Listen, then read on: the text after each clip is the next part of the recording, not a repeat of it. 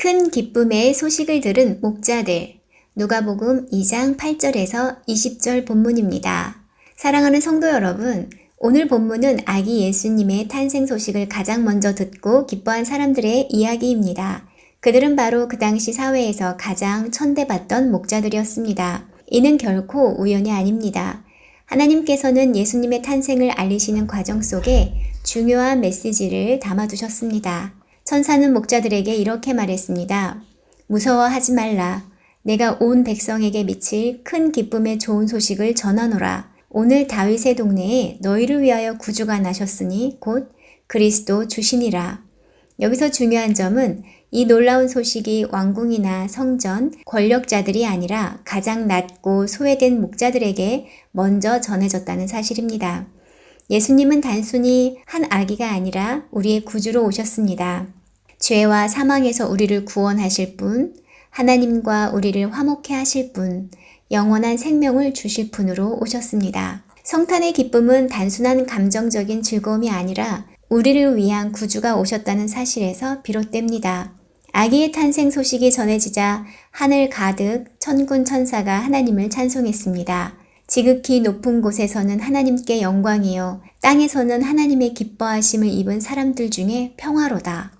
예수님의 탄생은 하나님께는 영광이 되고 땅에는 평화가 되었습니다. 하나님께는 오랜 구원의 계획이 이루어졌다는 영광이 돌아갔습니다. 사람들에게는 하나님과 화해함으로 누리는 샬롬, 곧 참된 평강이 임했습니다. 그러나 이 평강은 모든 사람에게 주어지는 것이 아닙니다. 하나님의 은혜를 입은 자, 곧 예수님을 믿는 자에게만 주어집니다. 왜 하필 목자들이었는가? 여기서 우리는 중요한 질문을 던져야 합니다. 왜 하나님은 목자들에게 먼저 나타나셨을까요? 성경을 깊이 묵상하면 그들의 배경 속에서 하나님의 섭리를 발견할 수 있습니다. 구약 예레미야 35장에 나오는 레갑 자손을 기억해 봅시다. 그들은 조상 요나답의 명령을 수백 년 동안 끝까지 지킨 사람들이었습니다. 포도주를 마시지 않았습니다.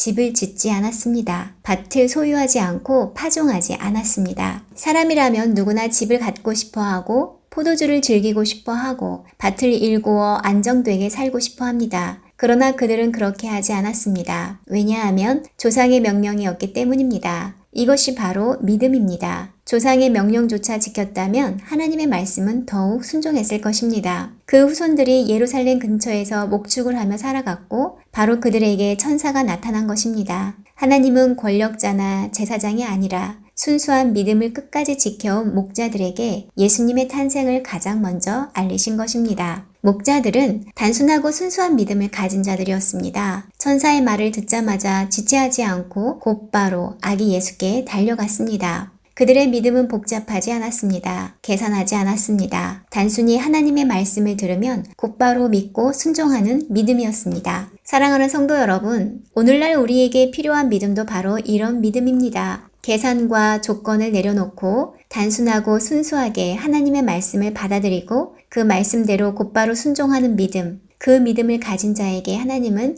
가장 먼저 큰 기쁨의 소식을 들려주십니다. 사랑하는 여러분, 예수님의 탄생 소식은 오늘도 우리에게 큰 기쁨입니다. 비록 우리가 세상에서 낮고 보잘것없는 목자와 같은 존재일지라도 하나님은 우리를 먼저 찾아오십니다. 예수님의 오심은 하나님께는 영광이요, 우리에게는 평화입니다. 그 평화는 오직 예수님을 믿는 믿음을 가진 자에게만 임합니다. 그러므로 올 성탄절에는 단순한 축제의 기쁨에 머물지 말고 목자들처럼 순수한 믿음으로 예수님을 영접하며 참된 평강을 누리는 성도가 되시기를 축원합니다. 기도하겠습니다. 하나님 아버지, 예수 그리스도의 탄생 소식을 목자들에게 먼저 알리신 하나님의 은혜를 기억합니다. 순수하고 단순한 믿음을 가진 목자들이 기쁨으로 달려가 예수님을 만났던 것처럼 우리도 그 믿음을 본받게 하소서. 우리도 세상에서 낮고 작은 자 같으나 예수님을 통해 큰 기쁨과 평화를 누리게 하소서. 예수님의 이름으로 기도드립니다. 아멘.